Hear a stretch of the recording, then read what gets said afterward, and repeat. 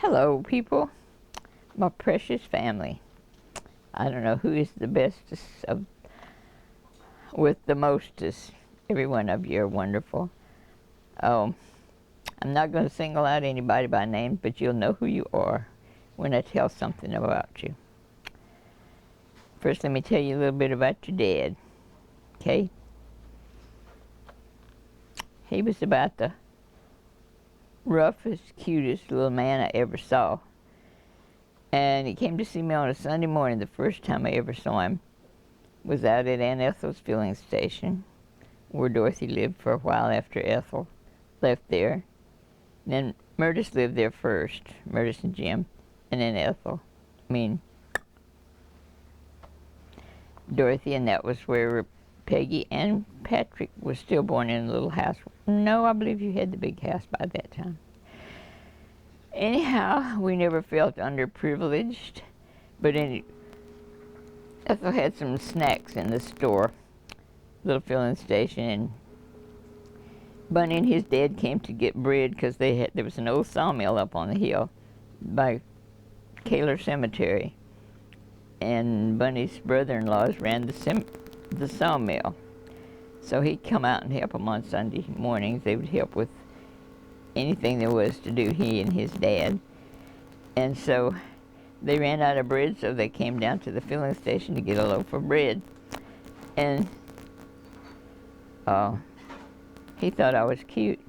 And I thought he was kind of cute, maybe a little bit older because he's 8 years older.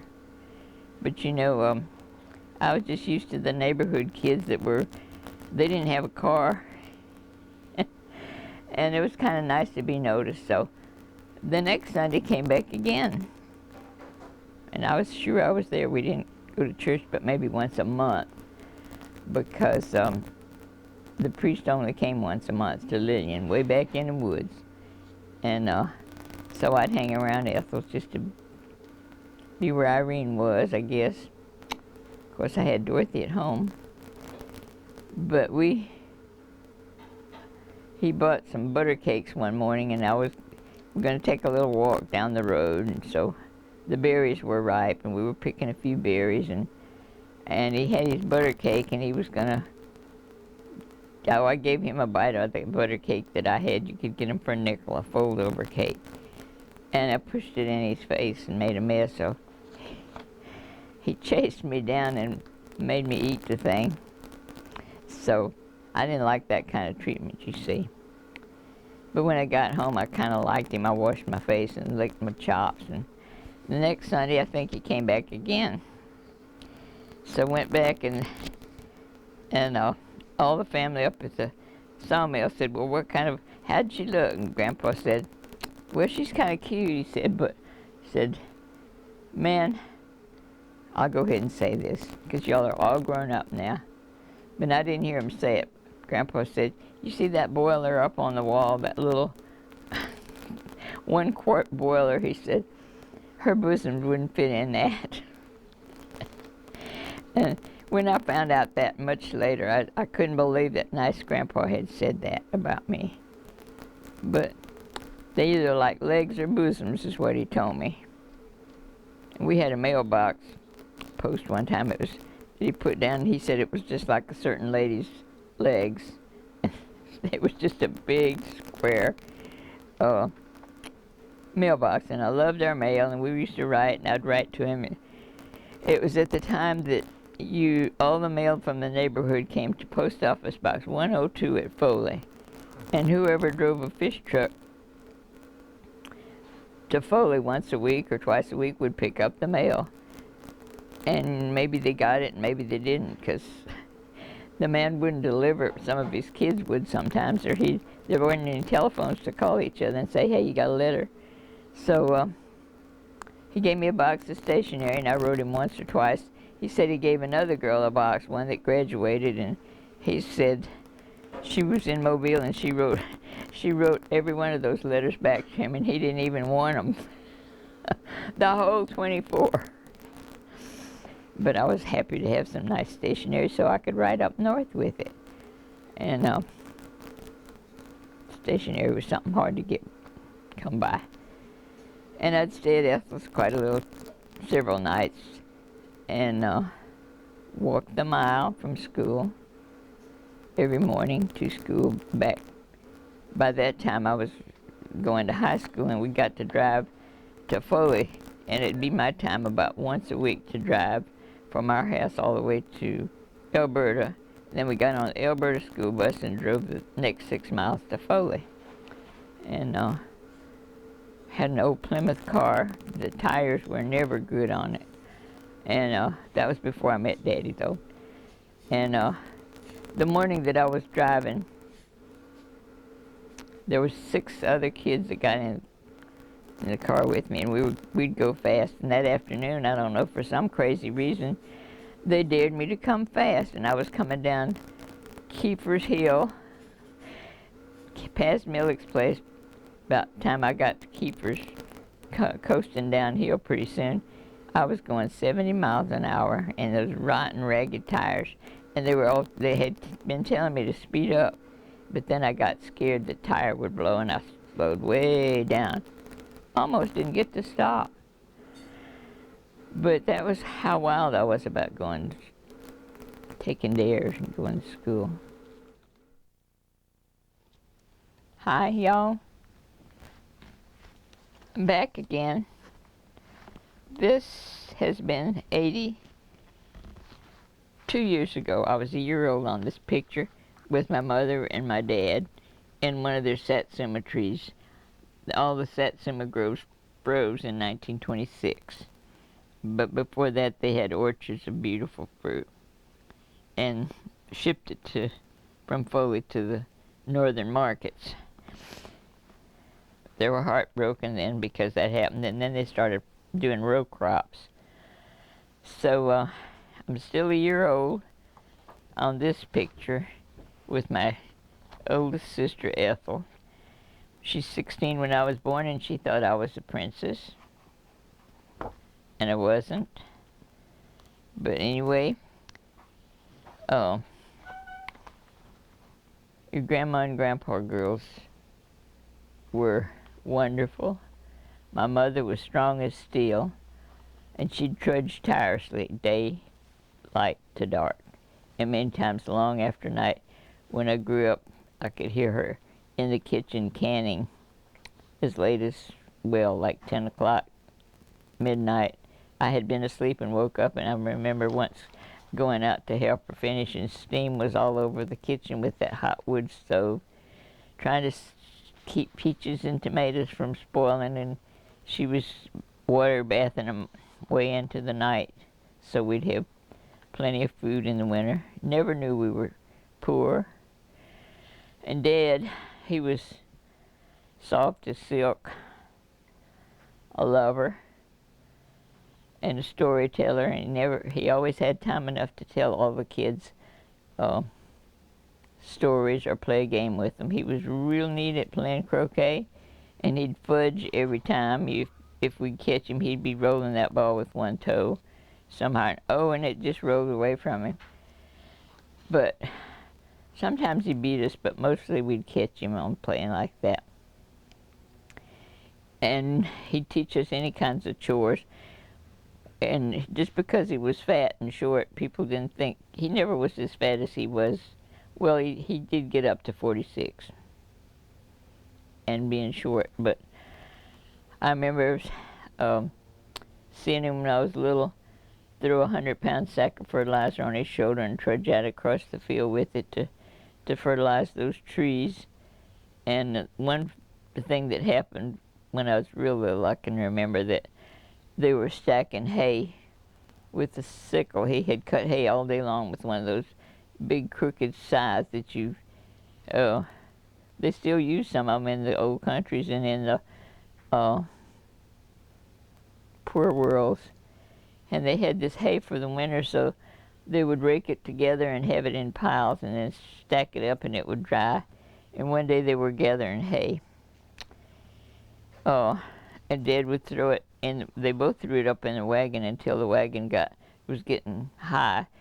So Mother got up on the wagon, and he was throwing the hay up there, and she was stomping it down. She was up pretty high already, trying to make it tight so it would all fit on the wagon.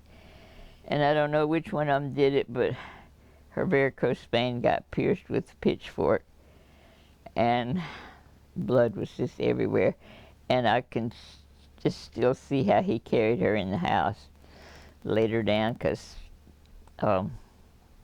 we didn't have much towels and linens of any kind. The bedding was probably all used for the beds, and the linen. I don't even know where the linens were kept. There weren't that many.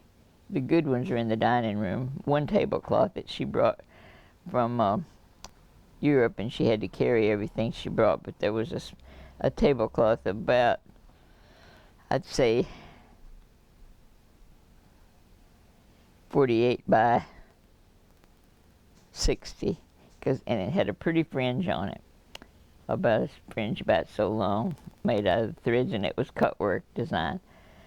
And when she'd wash that, she taught me how to wash it, and the edges would mat together, and while they were still damp, you got a nice heavy towel, and you took that edge about so maybe a foot at a time, and you beat it on the edge of the table to make those fringes come out.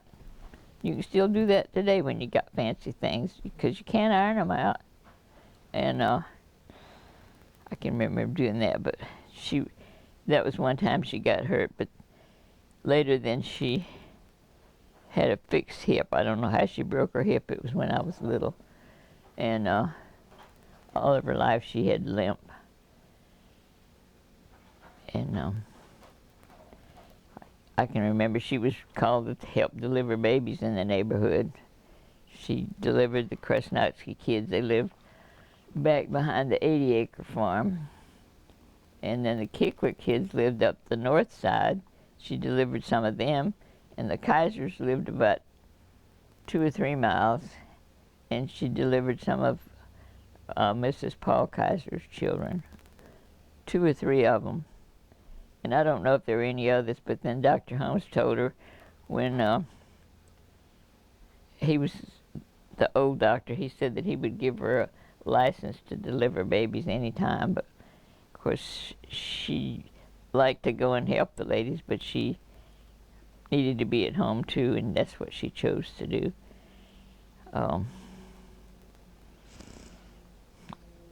I just can't think of a time when she wasn't working. Was she a really good cook? Very good. And I don't know how she made something out of nothing. But those pretty ribbon donuts on Sunday afternoons.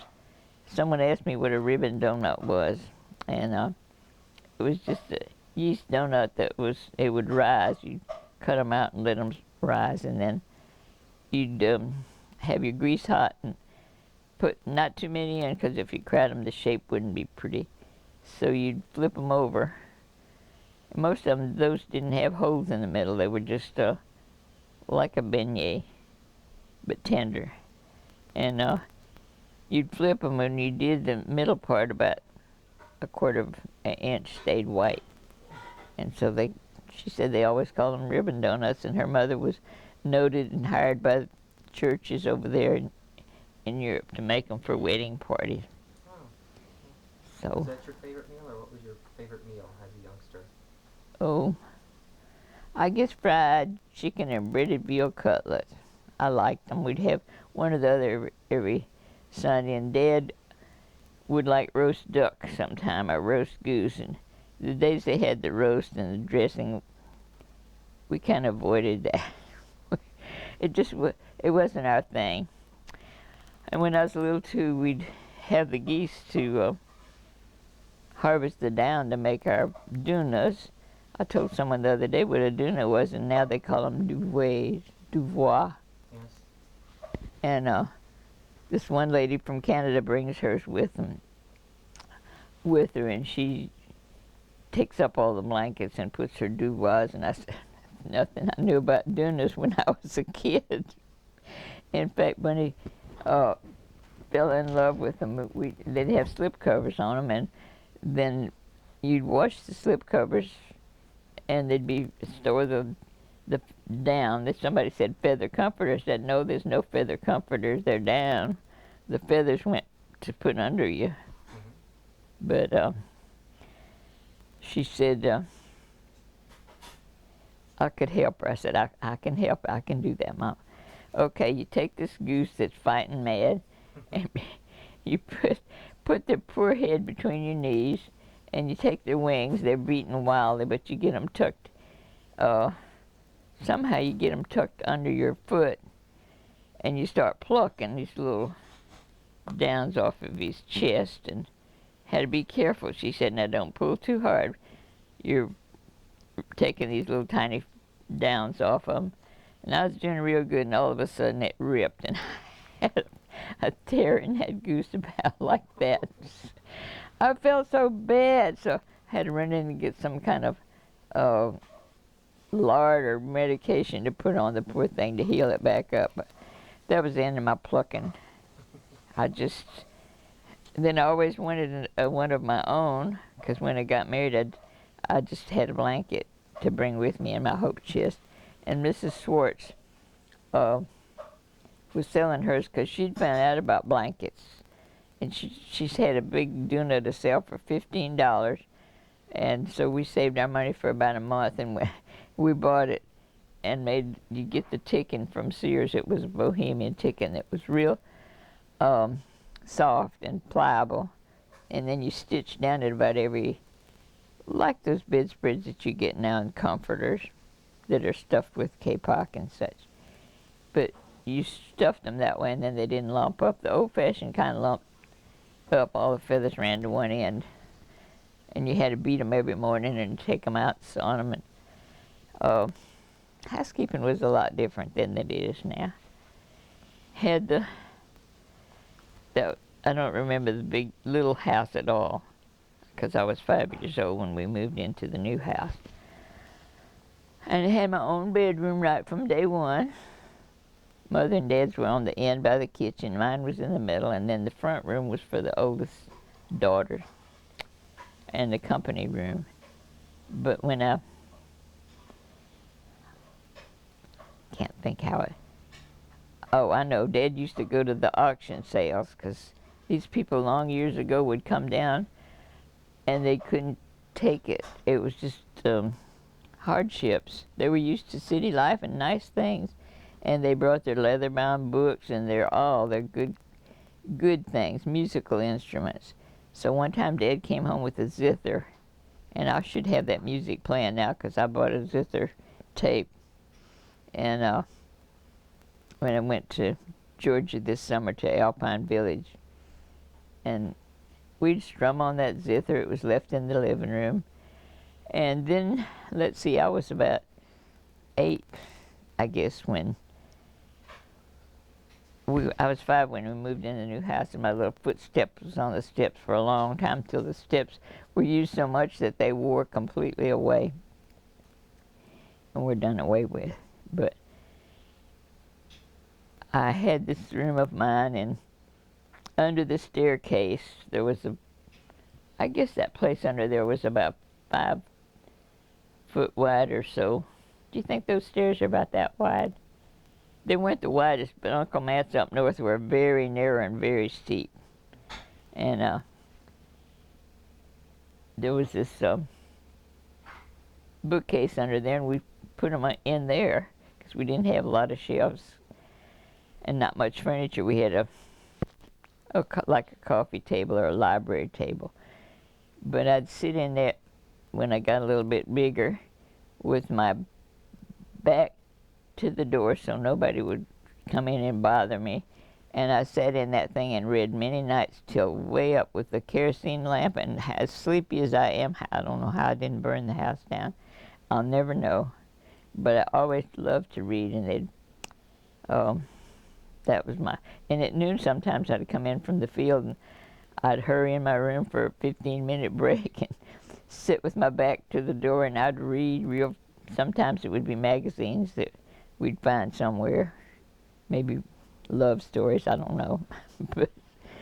but we all had our privacy, and each had a room. Elizabeth was upstairs where the chimney went through the heat went up the chimney, and they gave her that room so she'd have a little warmth in there because she was a girl. But the other 3 bedrooms upstairs the boys had, and they were pretty cold. when we went to bed at night, Mother was good. When it was real cold, she'd fix us a little bag with, coarse salt in it. Like now we have a heating pad or rice bag. But we don't have a microwave then to heat it in, so we'd have the salt bag. And you grabbed that bag and you made a quick trip down the hall to your bedroom and hopped in bed with it and fell asleep. And but the nights there was no bathroom in any of that part of the house. And we all had a little party, and my chore was to empty those every morning. I hated it, but I did. That was something I had to do. But the boys usually didn't have one upstairs because they could make it through the night or else pee out of the upstairs window. I know they did. They had to. But they didn't tell if they did. But another chore that I hated was washing out a spittoon. It was a bad job. But that was one of your jobs. You went and pumped the water and took it out in the grape field and dumped it. I don't remember what I wiped it out with. It wasn't paper towels, though, I know that. A sack or a rag or something, then you washed them. Lamp chimneys, you had to polish them because my hands were little and they would go up in the lamp chimney and you'd blow in them usually, or we never did wash them though. And we washed them, but we didn't know to scald them. And when I got married, Aunt Eleanor was out to the house and she told Mother she grabbed that, she said, "I'll do it for you, Miss Hermits," and she got that lamp chimney and she put it in the soapy water and shook it around and got it clean, and then she took the kettle and poured boiling water over it to make it shiny. And Mother said, "You're going to break it." And she said, "It's no hotter than a flame, Miss Hermits." So she got them nice and clean easy, and after that we did them that way. Always had to gather the eggs. Did your mom and dad keep in touch with their parents? Very little. Very little. Mother would get a letter every once in a while from over there. And did you or the other kids ever have correspondence with your grandparents on that side? No. They died. I never knew any grandparents. That's what's sad now. And some people, kids that divorce so much back and forth, they don't know their grandparents either because they're passed back and forth. And my sister Elizabeth told me one time that was bad, the nursing homes coming in and the mothers going to work, because she said the grandparents used to live in the home and they would keep the kids and teach them crafts.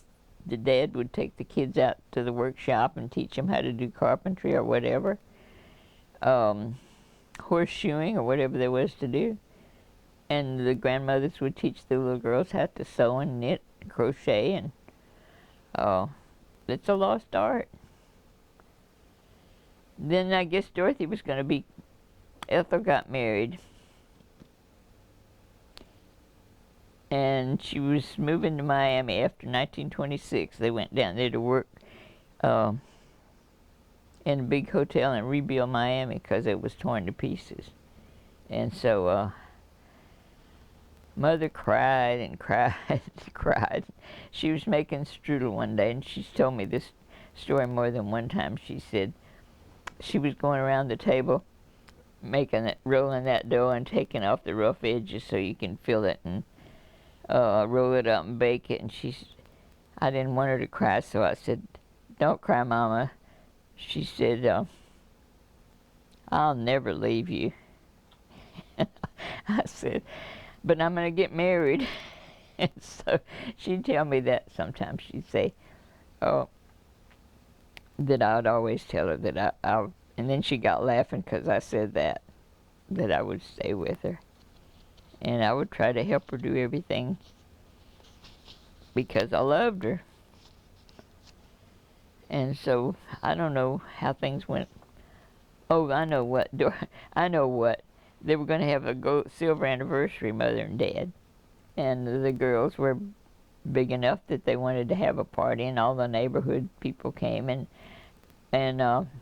they cooked this big dinner, and they wanted to make Mother a pretty dress because she was pregnant just a little bit, and so we bought a sewing machine, and it was $100. It was for a National two-spool sewing machine that some fellow was selling, and it was quite an investment. But anyway, it was purchased, and the girls bought some gray voile that was very pretty, and they designed a dress and made it. And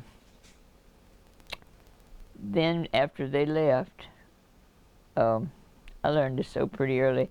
Dorothy was born that October after their anniversary. That was in April. The one that we just had last week, the party, a girl told me it was on the 4th, 4th, and 4th.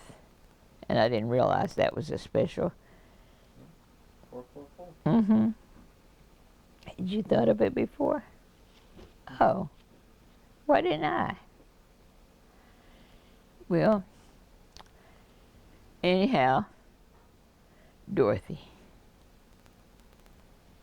Didn't know she was born, didn't know where she was going to come from, but came home from school one day, hopped up on a porch, and I said, "Your estate." Because Mother, if she was outside, we always had to say a greeting when we came home, like, "Good evening." And I didn't even look to see who it was, and this woman was washing, and it was in the afternoon, and I was wondering why she'd be washing in the afternoon. It was Mrs. Millick, and she had come to wash up and help with the baby, and Dad had delivered Dorothy. And he delivered all of us. So she said, "Come look what you got, you know, come see what you have." And she took me in the bedroom, because it was right next, and I couldn't believe my eyes. I said, "Now where in the world," you know, I was just tickled pink with that baby. And I just still thought, I still don't know where they came from. But the week before they came, Uncle Matt and his boys arrived from Ohio, and Mother had waited on them, and they were still there when the baby was born, so they left immediately. They only stayed about I guess, maybe hardly a week, because they had driven in an old car, and it took a long time to come.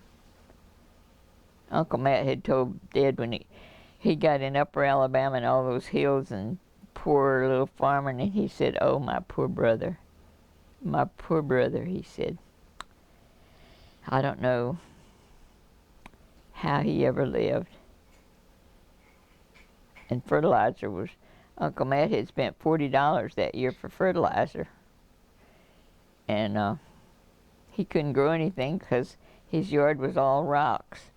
So they began to scratch around, and